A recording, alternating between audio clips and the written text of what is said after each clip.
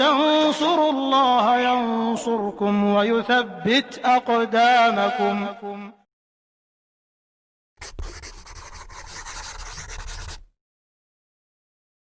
Alhamdulillahi Rabbil Alamin.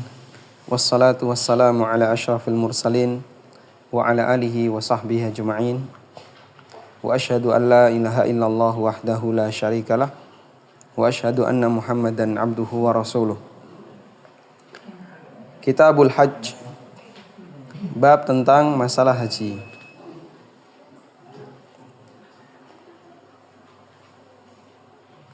Al-hajju lughatan bima'na al-qasdu wal umratu lughatan bima'na ziyarah. Haji secara bahasa artinya adalah sengaja berbuat. Sedangkan umrah secara bahasa artinya ziarah. Disebut haji li'annahu qasada ilal baitil atiq. Karena orang secara sengaja melakukan perjalanan menuju Baitul Atiq.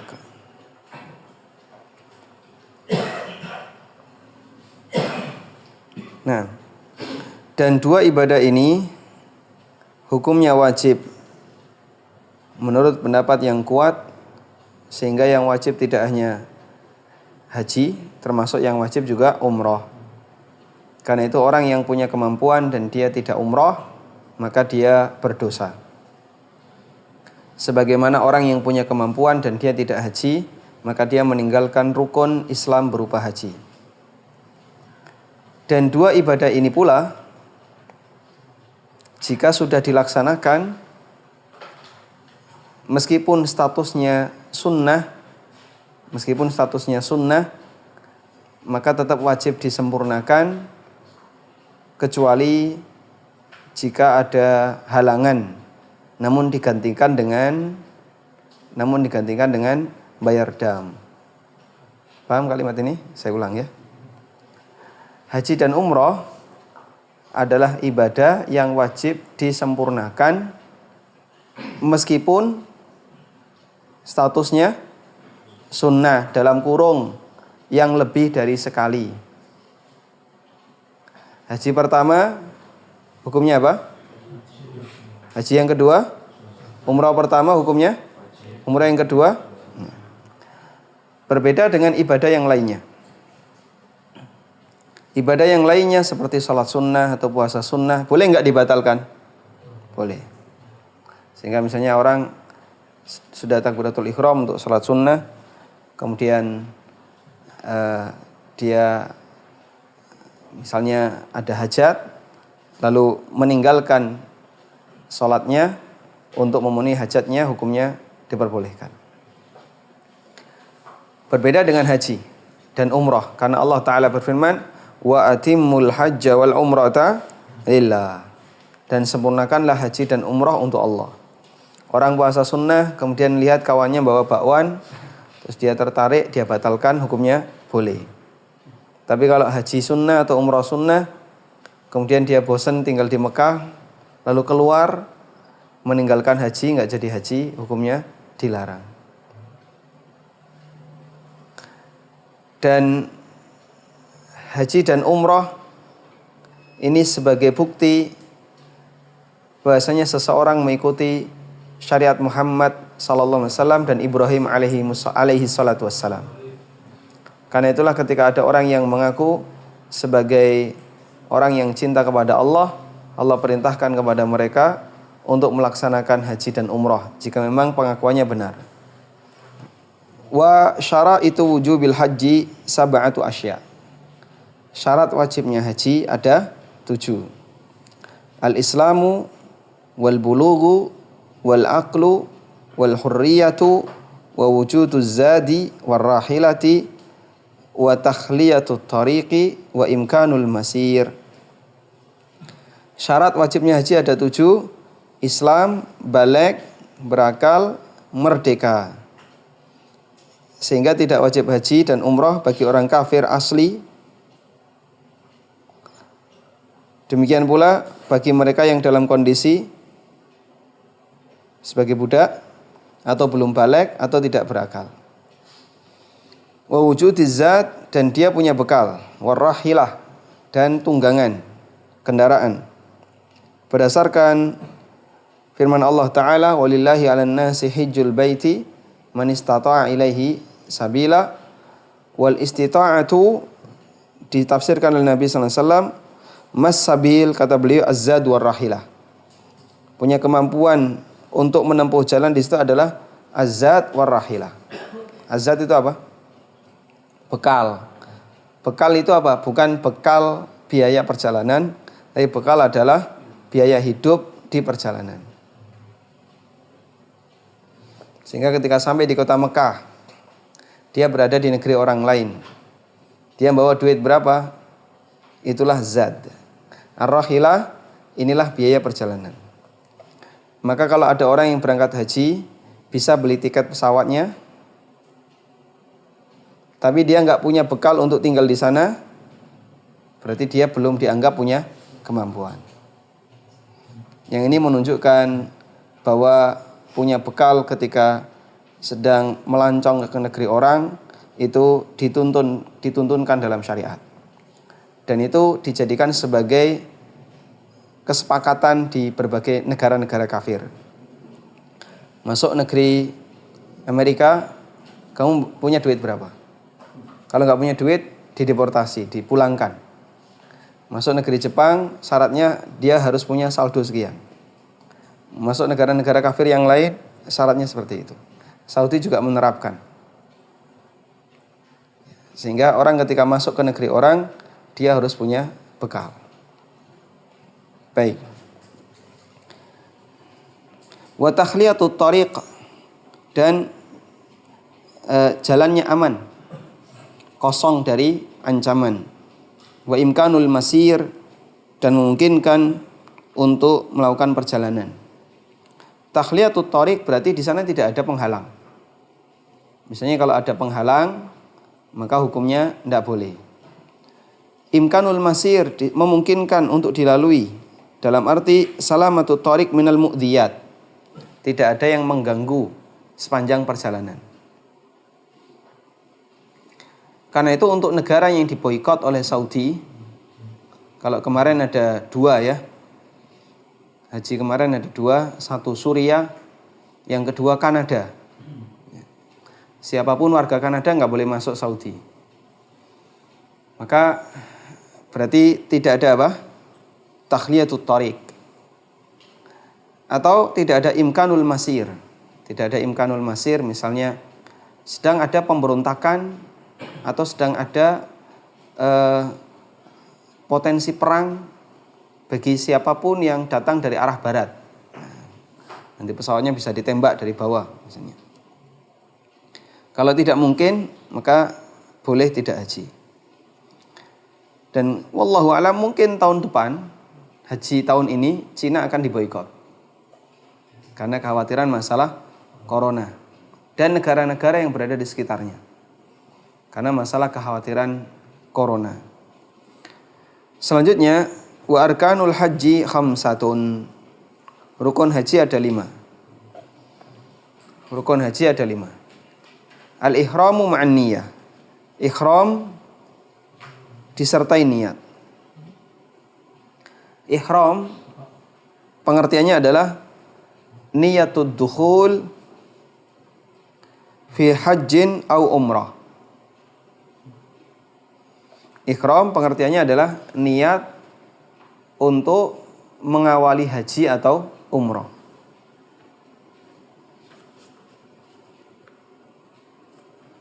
Niat untuk mengawali haji atau umrah. Sebagaimana disebutkan dalam Al-Misbahul Munir, ahrama syahsu bimakna nawad dukhula fi hajjin au umrah.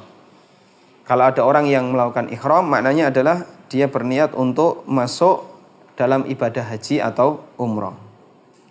Wa maknahu, artinya adkhala nafsahu fi syai'in hurima alaihi bihi maka halalan lahu.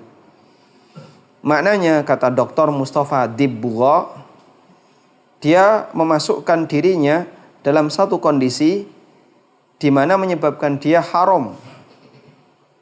Saya ulang ya. Dia memasukkan dirinya dalam satu kondisi di mana menyebabkan dirinya haram untuk melakukan sesuatu yang sebelumnya halal. Contohnya apa? Apa yang diharamkan bagi manusia ketika ihram padahal sebelumnya halal? Berburu, pakai minyak wangi, hubungan badan, apalagi? Jidal sebelumnya juga haram ya. Jidal ngefek pada dosa. Apalagi? Potong kuku, potong rambut, menggunakan pakaian yang membentuk lekuk badan, dan aneka larangan-larangan ihram. Sudah? Sehingga kalau ada orang yang sudah ihram, berarti dia telah menyatakan saya dalam kondisi sedang haram untuk melakukan perbuatan 1, 2, 3, 4 ini. Baik. Dan dianjurkan untuk ihlal. Ihlal itu pernyataan secara lisan kalau dia ihram, yaitu dengan mengucapkan labbaik Allahumma hajjan au labbaik Allahumma umratan. Dan itu bukan niat. Ihlal itu bukan niat. Beda antara ihlal dengan niat. Niat itu apa? Niat itu ya keinginan kalau saya saat ini sudah berada dalam kondisi sedang ihram. Karena itulah ketika ada orang yang berada di atas pesawat mau mendarat di Jeddah, ya, dari arah Jakarta atau dari arah Indonesia dan arah-arah yang lainnya, itu nanti pasti akan melewati bagian selatan dari Jazirah Arab. Ya, ini Jazirah Arab ya. Nanti dia akan melewati bagian selatan. Jazirah Arab atau mereng gini ya, atau gini, ini. Ya. Kota Mekah berada di pinggir barat, dekat dengan Laut Merah, karena jarak dengan Jeddah kurang lebih cuma 100 kilo. Kota Mekah berada di pinggir barat. Yalamlam itu berada di selatan. Dan Yalamlam itu tidak sebagaimana Dzul Khulaifah, tidak sebagaimana Juhfah, tidak sebagaimana Dzatu Irkin. Dia bentuknya lembah. Dia bentuknya lembah Yalamlam, dan itu adalah mikotnya mereka yang datang dari selatan. Maka si pesawat itu datang dari arah selatan, mojok gitu. Dari arah selatan, nanti dia akan melewati lembah Yalamlam. Kalau Dzul Khulaifah cuman wilayah kecil. Kalau Yalamlam itu lembah yang cukup luas. Terus masuk ke dalam tanah haram, kemudian nanti keluar lagi. Karena Jeddah itu di luar tanah haram, dia mendarat di Jeddah. Tayyib. Nah, ketika itu terjadi, maka para jamaah haji Indonesia kebingungan. Mereka yang ngerti aturan sudah memakai kain ihram tanpa pakai celana, ya, sebagaimana jamaah haji dan umroh. Terus gimana? Niatnya waktu terbang. Niat. Masuk Yalamlam itu kadang diinfo, kadang enggak, tapi biasanya diinfo. 10 menit lagi kita akan masuk Yalamlam. Nah, dia sudah punya niat untuk ihram. Di mana dia mengucapkan labbaik Allahumma umratan. Dihitung 10 menit lagi, itu tingkat presisinya untuk kecepatan pesawat dengan wilayah lembah bisa kelewat. Yang penting sudah punya niat. Meskipun tidak mengucapkan labbaik Allahumma umratan. Ya. Jelas insyaallah, mandek-mandek Mas. Kapan mau umrah? Insyaallah sesaat lagi ya. Amin. Insyaallah. Baik. Nah, yang enggak ngerti aturan, dia pakainya biasa. Bahkan kain ihramnya di bagasi. Kemudian setelah mendarat di Jeddah, Dia baru ganti, terus melakukan ihlal, labbaik Allahumma umratan, berangkat di atas bis. Nah ini melakukan pelanggaran karena ketika dia masuk tanah haram belum punya niat. Orang ini tidak punya niat untuk umroh. Berarti dia belum ihram. Dia belum ihram. Terus gimana? Orang yang mau haji atau umroh, maka begitu masuk masuk mikot wajib punya niat ihram. Wajib punya niat ihram. Kalau enggak, maka dia harus balik lagi ke mikot. Kalau tidak, bayar dam. Lumayan ya, 3 juta seekor kambing. Sini dan sana kurang lebih sama harganya. Baik. Karena itulah bagi mereka yang ada kasus kayak gini ya. Dia pakaian biasa. Lupa kain ihramnya ditaruh di bagasi. Naik pesawat, bisa nggak ke dok bawah untuk ngambil bagasi? Bisa nggak? Nggak bisa ya? Nggak bisa. Akhirnya gimana? Ya sudah, dia nggak mungkin ya. Awak pesawat menyediakan kain ihram. Akhirnya yang bisa dia lakukan hanya diam saja. Sebenarnya kalau mau dia bisa pakai selimut. Beli selimut 2 di pesawat kalau boleh dibeli. Kemudian ganti selimutan. Sampai nanti turun di bandara dia ganti, karena ganti kain ihram boleh. Jadi kalau dia mau terus pakai selimut juga enggak apa-apa. Tapi itu repot ya, selimutan gitu ya. Pak, itu kan ada jahitnya. Enggak apa-apa, karena yang dimaksud berjahit itu adalah berjahit yang membentuk lekuk badan. Kalau enggak mungkin seperti ini gimana? Kalau enggak mungkin seperti ini, dia niatkan untuk ihram ketika berada di atas. Meskipun pakaiannya pakaian biasa. Nah, setelah sampai Jeddah ganti. Nanti dia masuk kota Mekah, tidak perlu balik ke Yalamlam, langsung masuk kota Mekah, bayar fidyah, itu lebih murah.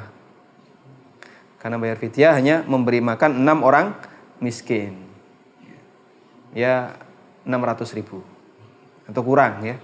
Mungkin 300-an ribu dengan satu porsi 50.000. Baik.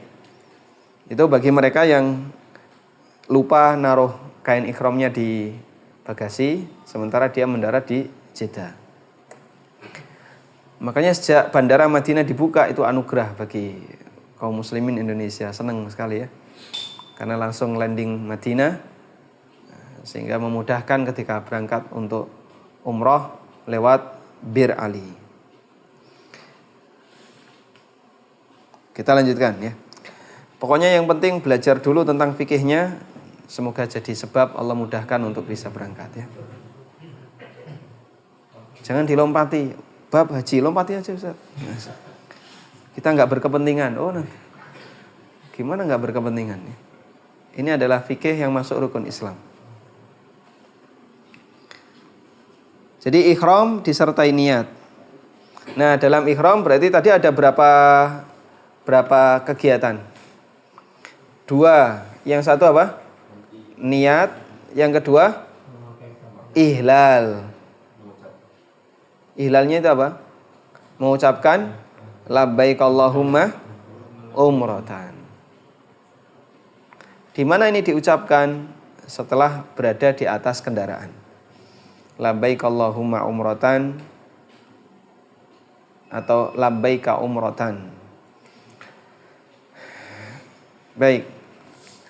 Dan bagi laki-laki dia harus sudah ganti pakaian, tidak boleh pakai tutup kepala dan aneka larangan yang lainnya. Wanita juga ada beberapa larangannya. Selanjutnya rukun berikutnya adalah wukuf di Arafah. Rukun haji berikutnya wukuf di Arafah. Nabi SAW bersabda, Al-hajju arafatun.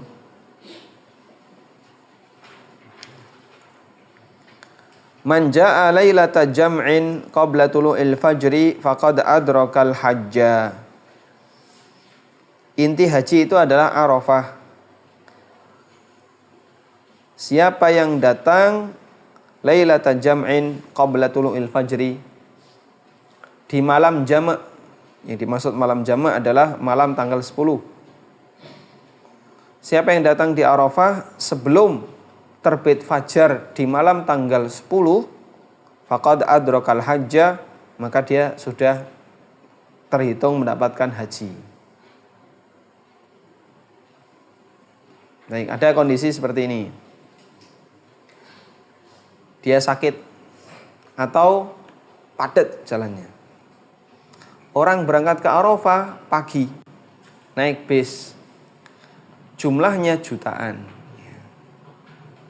Sehingga jarak yang hanya kurang lebih 5 kilo itu bisa ditempuh 5 jam. Atau bahkan lebih, pelan-pelan. Sampai kadang telat menjelang terbit matahari, dia masih di luar batas Arafah. Karena tanah Arafah itu ada batasnya. Disebut wukuf di Arafah kalau dia masuk meskipun di pinggir. Meskipun di pinggir. Makanya di pinggir-pinggir Arafah ada penanda, ada seperti ada gerbang. Kalau dulu gerbang, sekarang apa ini? Seperti baliho besar. Haddu Arafah. Batas Arafah. Arafah starts here. Arafah mulai dari titik ini. Itu tidak ada batasnya. Kalau dia di luar itu diam saja, ya, nggak dihitung wukuf di Arafah. Jadi diamnya harus di dalam batas tadi. Nah, makanya untuk bisa masuk ini kadang butuh waktu yang lama. Sampai hanya tiba di sana menjelang maghrib atau bahkan sampai malam ada yang belum tiba. Nah, ada yang nekat turun bis jalan, dah. Masuk aja di sini dah. Duduk, kegiatannya apa? Lebih banyak zikir, doa, zikir, doa. Karena itu ada sebagian yang menyarankan ketika haji mungkin jalan kaki itu solusi yang paling nyaman. Jadi dia jalan ya. Dari Tanah Haram, dari Mekah ke Arafah 10 kilo. Nanti dari Arafah ke Muzdalifah. Arafah ke Muzdalifah sekitar 5 kilo. Dari Muzdalifah ke Mina sekitar 3 kilo. Kemudian setelah ibadah di Mina, lempar jumrah Aqabah, nanti ke Tanah Haram, ke Mekah lagi untuk tawaf ifadah, jaraknya 3 kilo. Nah itu yang kayak gitu banyak. Makanya ini ibadah yang luar biasa, butuh fisik yang kuat. Karena itu targetkan haji masih muda. Nggak bisa? Sekarang nggak? Antrinya lama ya, jadi harus tetap tua dulu ya. Simpel. Sampun Pak Eko kapan?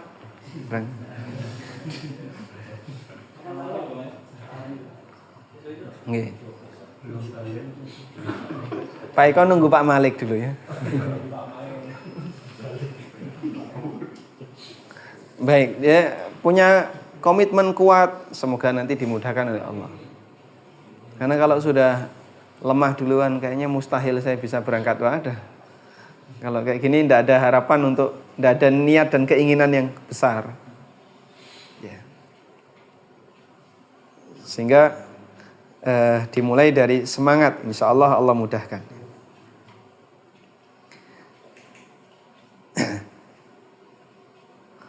Dan wukuf di Arafah ini rukun yang paling utama dalam haji. Karena itu kalau ada orang yang haji tidak wukuf, hajinya batal. Nah orang-orang yang sakit itu wukufnya di atas ambulan. Jadi ada jalur khusus, jalur ambulan. Ada jalan khusus di Arafah yang dia tidak boleh siapapun ada di situ. Nah itu untuk jalur ambulan. Jadi waktu di Arafah nguing-nguing ambulan, lewat, berhenti sebentar, orang sakit itu wukuf, terus bablas lagi ke rumah sakit. Dia kalau di situ terus nggak kuat, bisa mati nanti ya. Maka cuman sebentar, bablas lagi. Jadi cuman lintasan ambulan.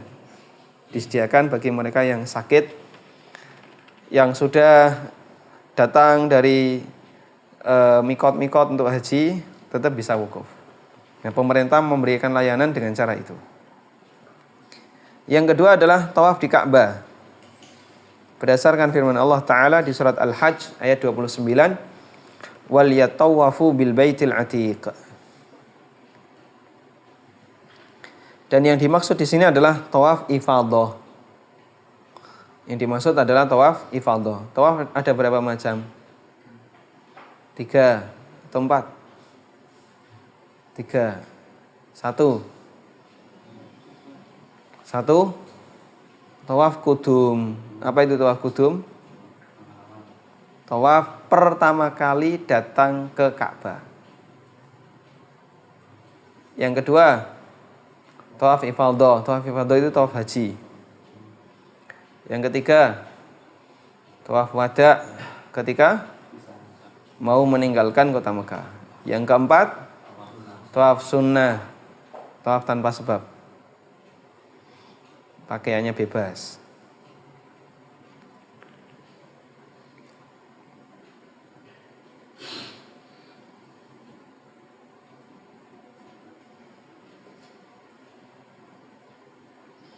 Berikutnya adalah sa'i. As-sa'yu bainas Safa wal Marwah. Sa'i antara Safa dan Marwah. Nabi SAW pernah bersabda, Is'au fa innallaha ta'ala kataba alaikumus sa'ya. Lakukanlah sa'i karena Allah Ta'ala mewajibkan kalian untuk bersa'i.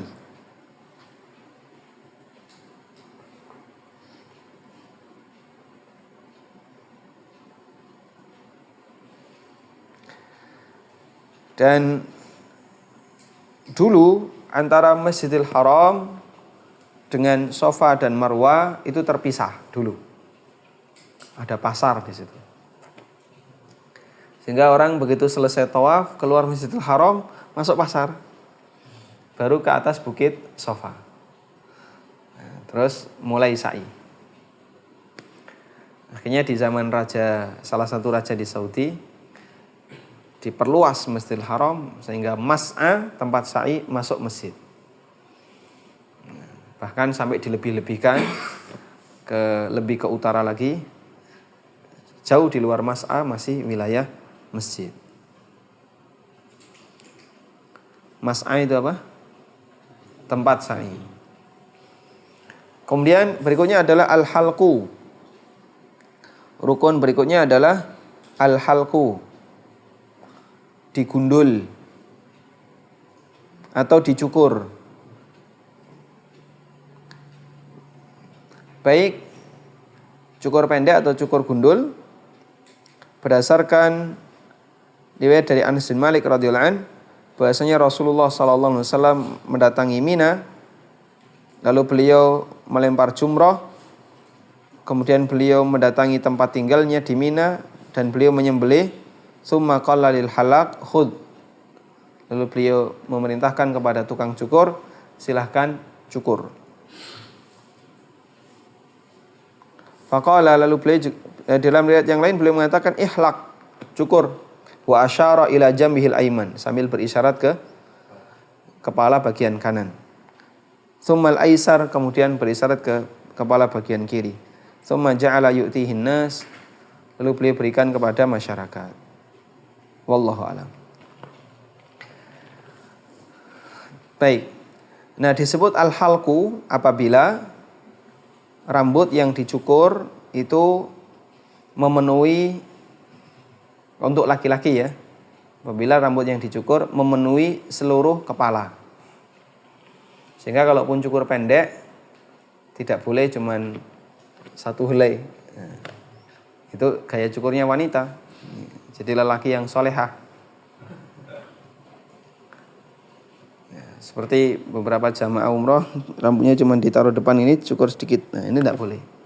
Jadi kalau mau cukur pendek, itu sama seperti ke tukang cukur di tempat kita. Nah, diratani, kemudian rapi. Atau digundul, taksir. Atau al-halq, digundul.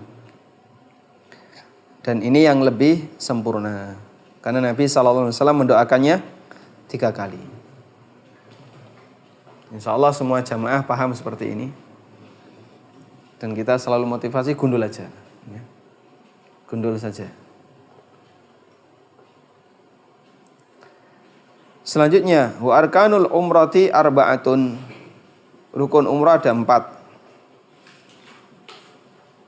Ihram, tawaf, sa'i, dan halq atau taksir. Ihram, tawaf, sa'i, dan cukur rambut. Fi ahadil qaulain, menurut salah satu pendapat. Wa huwal azhar, dan inilah pendapat yang lebih kuat. Karena ada yang mengatakan bahasanya tahallul itu masuk wajib umroh dan bukan masuk rukun umroh.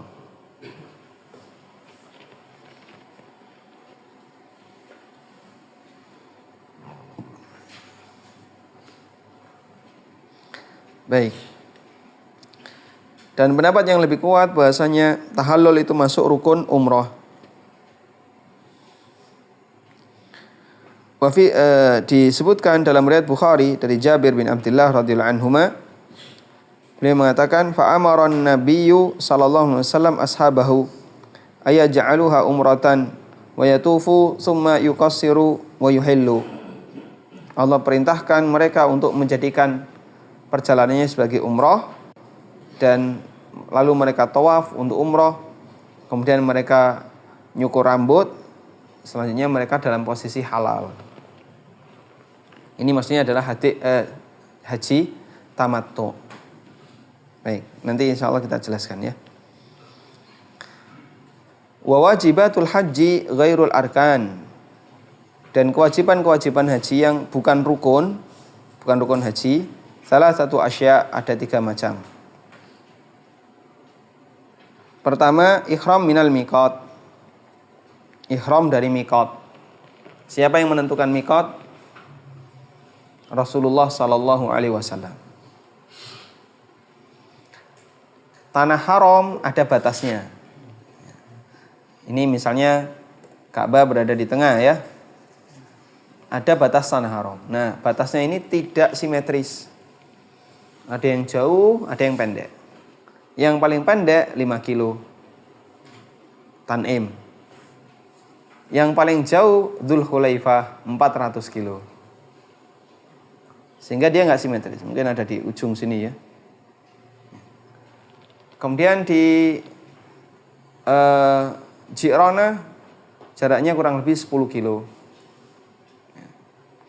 Di Hudaybiyah jaraknya sekian puluh kilo.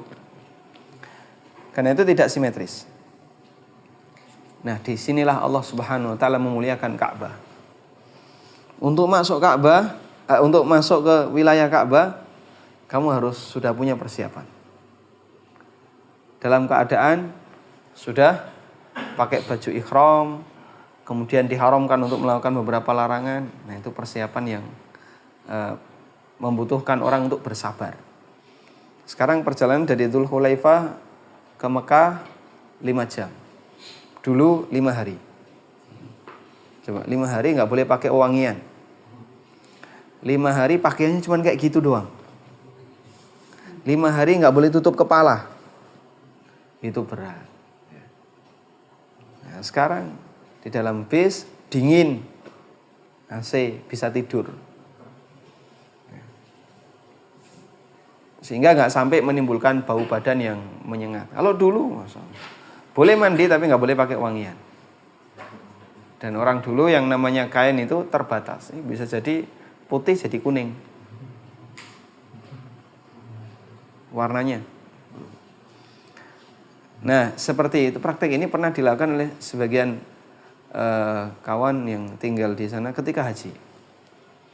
Jadi mulai tanggal 9, 10, ya. 10 udah ganti sebenarnya. 2 hari itu dan sebelumnya 8, 9, 10. 3 hari gak ganti-ganti, kuning katanya warnanya. Dia nggak mandi, dia nggak ganti, ya pokoknya itu. Itu dari mulai putih jadi kuning. Baik.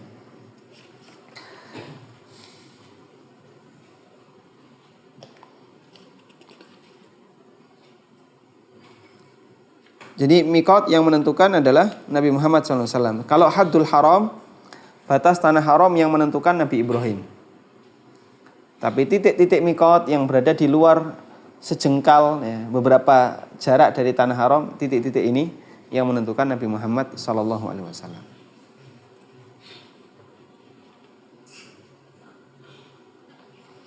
Dalam rangka untuk menghormati tanah haram. Padahal kita kalau ke masjid dalam kondisi kita ke masjid ya, dalam kondisi ngentut boleh enggak? Enggak boleh? Boleh. Ya. Tapi kalau mau sholat harus wudu dulu. Kita ke masjid enggak buka aurat, enggak nutup aurat. Dengkulnya kelihatan. Ada enggak kayak gitu? Banyak. Tapi itu tidak dijadikan sebagai syarat sahnya sholat di masjid. Syarat sah sholat di masjid, keluar rumah harus sudah dalam kondisi menutup aurat. Ada kayak gitu? Tidak ada. Syarat sah sholatnya betul, tapi ke masjidnya tidak. Sehingga ada orang yang berangkat ke masjid, auratnya kelihatan. Lalu di masjid dia pakai pakaian yang menutup aurat. Sholatnya sah atau tidak? Sah. Beda dengan Masjidil Haram. Muqaddimahnya jauh, menunjukkan kalau Allah sangat memuliakan Masjidil Haram. Nah, selanjutnya adalah waramyul jimar ats-tsalath, melempar jumrah yang jumlahnya 3. Dan itu dilakukan pada saat hari tasyrik dan dilakukan pada saat Idul Adha. Untuk Idul Adha pada tanggal 10 Dzulhijjah yang dilempar cuma 1, yaitu jumrah Aqabah. Untuk hari tasyrik yang dilempar 3, jumratul ula, jumrah wusta, jumrah Aqabah. Jadi jumrah ada berapa? 3. Di tanggal 10 dilempar 1, di tanggal 11, 12, 13 dilempar 3. Sudah? Nah, kalau dulu jamarat itu 1 lantai. Dikasih seperti sumur. Sehingga rebutan. Maka orang yang melempar di depan selesai, dia balik penuh dengan manusia di belakang. Nah, tabrakan. Tabrakan itulah resiko kecelakaannya besar. Akhirnya dipermudah sekarang jamaratnya 3 sekian lantai. Berapa lantai? 3 atau 4 itu.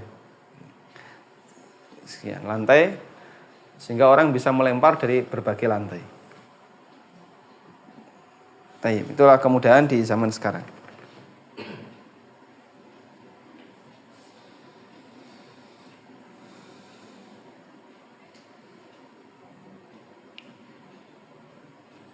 Kemudian yang selanjutnya adalah al-halqu, mencukur rambut. Baik cukur pendek atau cukur panjang. Dan ini masuk wajibat al-hajj. Selanjutnya sunanul haji sab'ah. Sunah-sunah haji ada 7. Sebelumnya haji ada berapa? 3. Ifrad, tamattu, qiran. Hajinya Nabi SAW apa? Qiran. Sementara beliau perintahkan para sahabat tamattu. Dan Umar Abu Bakar menyarankan untuk ifrad. Apa bedanya? Kalau Qiron, haji dan umroh digabungkan jadi satu dalam satu kegiatan. Sehingga tawafnya tawaf haji sekaligus tawaf umroh. Sa'inya sa'i haji sekaligus sa'i umroh. Ngambil mikotnya juga sama. Haji sekaligus umroh.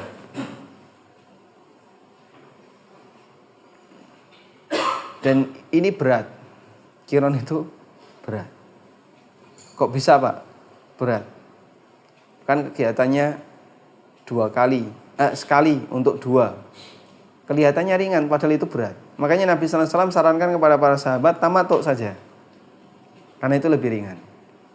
Terutama bagi kalian yang sudah membawa kambing atau membawa hadiyu, onta.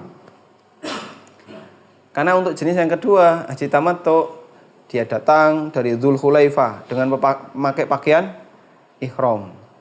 Udah? Sampai di kota Mekah langsung umroh. Selesai umroh, hajinya disembelih. Tahallul. Nanti hajinya disembelih tanggal 10, Deng. Dia tahallul, sudah? Lalu jadi orang halal. Maka dia boleh pakai ganti baju, boleh nyuci, pakai minyak wangi, silahkan. Hubungan badan juga silahkan.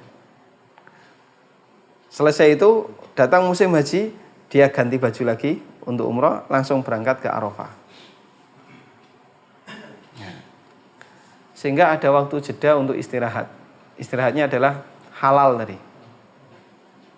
Di tanah haram. Sementara Nabi SAW qiron, sehingga beliau tidak batalkan itu. Tetap dalam kondisi pakai seperti itu.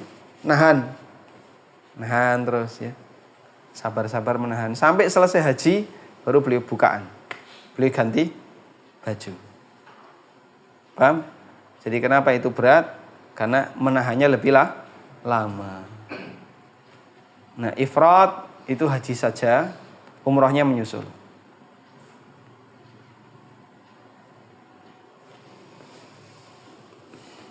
Dan Umar bin Khattab radhiyallahu anhu serta Abu Bakar menyarankan ifrad agar kota suci Mekah itu tidak sepi dari pengunjung di selain musim haji. Karena kalau semuanya tamattu, satu safar bisa dipakai untuk umroh dan haji, nanti di bulan-bulan yang lain nggak ada yang datang ke kota Mekah, sepi nanti. Akhirnya mereka meminta kepada kaum muslimin ketika itu untuk melakukan haji ifrad. Wallahu a'lam.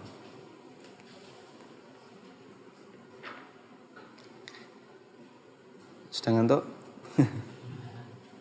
Ini yang nggak kelihatan ketabrak tiang. Oh, di sini sebenarnya lebih bagus ya.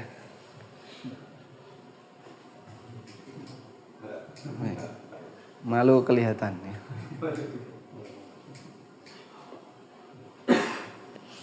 Kita baca dulu. Sunnah haji ada 7. Untuk haji ifrad, mendahulukan haji sebelum umroh. Dan umrohnya di perjalanan berikutnya. Jadi haji ifrad, haji dulu selesai pulang. Tunggu sampai rambutnya tukul. Terus berangkat lagi untuk umroh. Yang kedua adalah talbiyah, yaitu mengucapkan labbaik Allahumma labbaik, labbaik la syarika laka labbaik, dan seterusnya.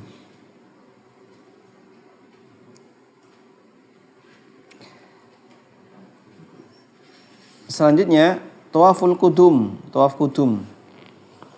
Tawaf kudum adalah tawaf ketika sudah sampai di kota Mekah. Maka langsung menuju Masjidil Haram terus tawaf. Ini tawaf pertama. Tawaf kudum itu tawaf apa? Pada waktu datang pertama. Saya sudah berkali-kali umroh tuh. Ya tetap tawaf kudum, kamu juga dari luar negeri ya. Ibarat seperti orang yang datang pertama masuk masjid, tahiyatul masjid. Tapi tawaf kudum itu hanya berlaku untuk yang sedang safar. Safar, balik, terus tawaf, itu namanya tawaf kudum. Berikutnya adalah mabit di Muzdalifah. Perhatikan, mabit di Muzdalifah di sini dihukumi apa? sunnah. Dalam hadis dari Jabir radhiyallahu an yang diriwayatkan oleh Muslim, hatta atal Muzdalifah fa shalla bil maghrib wal isya'a bi adanin wahidin wa iqamataini. Ketika Nabi SAW sampai di Muzdalifah, beliau salat maghrib dan isya dengan satu adzan dan dua iqamah. Walam yusabbih bainahuma syai'a, dan beliau tidak melakukan salat sunnah. Tsumma taja'a Rasulullah sallallahu alaihi wasallam hatta tala al-fajru. Lalu Nabi SAW tidur. Jadi enggak banyak kegiatan. Setelah selesai salat maghrib isya jamak langsung tidur. Sampai terbit fajar. Lalu beliau salat fajar ketika sudah jelas subuh dengan satu adzan dan iqamah. Nah. Lalu kata Syekh Mustafa, di sini disebut sunnah adalah pendapat yang lemah, pendapat yang kuat hukumnya wajib. Dan ini disahihkan oleh An-Nawawi dalam Syarah Muhadzab. Kemudian yang disebut dengan mabit yahsulu bilahdatin minan nisfi atsani minal lail. Boleh dilakukan sesaat setelah pertengahan malam. Wallahu a'lam. Sehingga nanti datang ke situ jam 1 terus bablas. Menurut Syafi'iyah boleh. Tapi kalau menurut pendapat Hambali wajib menunggu sampai subuh. Dan ada khilaf, banyak ulama ada banyak khilaf di sini antara satu mazhab dengan mazhab yang lain. Baik. Ngapain mabit di Muzdalifah? Cuma istirahat aja. Tapi pendapat yang kuat wajib tidur dulu di sini. Nah, itu sudah mungkin tidak bisa tidur, atau tidurnya di bis, nggak perlu turun. Dan katanya ya, wallahu alam, sepanjang sejarah nggak pernah ada hujan di malam hari di Muzdalifah di waktu mabit. Allah Subhanahu wa taala menjaga kaum muslimin. Ya, dan di Muzdalifah itu nggak ada tenda ya. Yang ada tenda di mana? Mina. Yang ada tenda di Mina. Tapi di Muzdalifah ya, tidur sak-sake bisa, di atas bis juga bisa. Bis parkirnya di dalam Muzdalifah, lalu dia tidur, boleh. Enggak ada ceramah, enggak ada kajian, enggak ada apa-apa. Ini kosong kegiatan. Maghrib, isya, jamak, tidur sudah sampai subuh. Kalau pas lagi musim dingin, nah ini ujian berat bagi yang laki-laki ya. Karena dia pakaiannya terbatas, nggak boleh pakai jaket. Kalau pas lagi musim panas itu lebih ringan. Maka haji dan umroh di musim panas itu lebih ringan dibandingkan di musim dingin. Orang Indonesia tidak kuat dingin dibandingkan panas.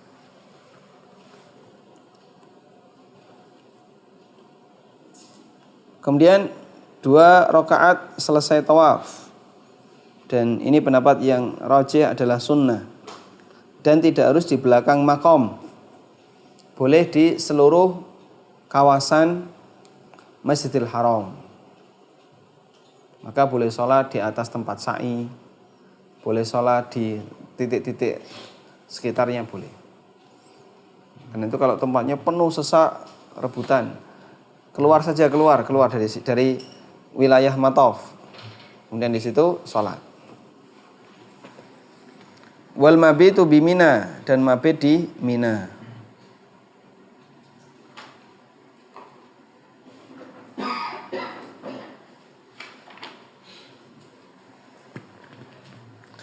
Dan di sini beliau mengatakan mabit di Mina hukumnya anjuran.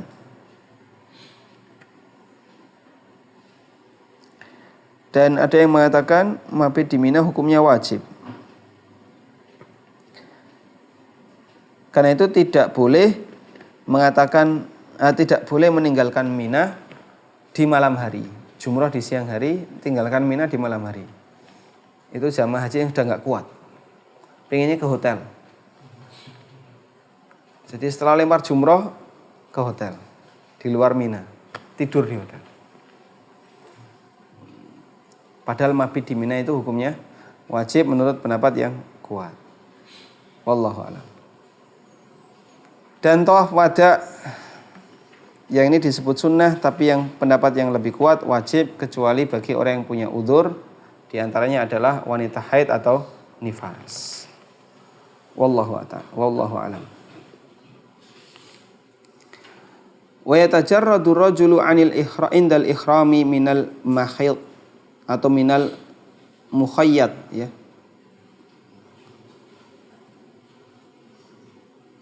Untuk lelaki dia harus melepaskan pakaiannya ketika ihram dari pakaian yang berjahit dan memakai izar dan rida yang berwarna putih. Warna putih ini tidak wajib, tapi anjuran, karena Nabi SAW menggunakan atau menganjurkan memakai warna putih. Jadi yang dimaksud dengan pakaian yang berjahit itu adalah yang membentuk lekuk badan. Kalau nggak membentuk lekuk badan gimana? Kalau nggak membentuk lekuk badan, nggak apa-apa. Seperti sabuk itu kadang ada jahitannya, dompet ada jahitannya, nyangking tas ada jahitannya nggak? Ada. Nggak masalah, boleh ya, karena dia tidak membentuk lekuk badan. Maka orang gawe cawat. Tahu cawat? Apa bahasa Indonesianya cawat? Segitiga pengaman. Beliau bagus kalau menerjemahkan. Jadi kain, jadi cawat itu kain tapi dibuat celana panjang. Celana pendek, celana dalam. Sehingga membentuk lekuk badan. Nah, ini tidak boleh. Ini. Sebatas ada jahitan boleh. Wallahu a'lam. Wa sallallahu ala nabiyyina Muhammadin wa ala alihi wa sahbihi wa sallam. Ada yang mau disampaikan? Yang mau umrah mau tanya apa? Popok. Popok dewasa. Bagi wanita boleh, bagi laki-laki tidak boleh. Kecuali kalau ada uzur, beser, musalsal boleh. Wassallallahu ala nabiyyina Muhammadin wa ala alihi wa sahbihi wa sallam wa akhiru da'wana alhamdulillahi rabbil alamin. Subhanakallahumma wa bihamdika asyhadu an la ilaha illa anta astaghfiruka wa atubu ilaik. Wassalamualaikum warahmatullahi wabarakatuh.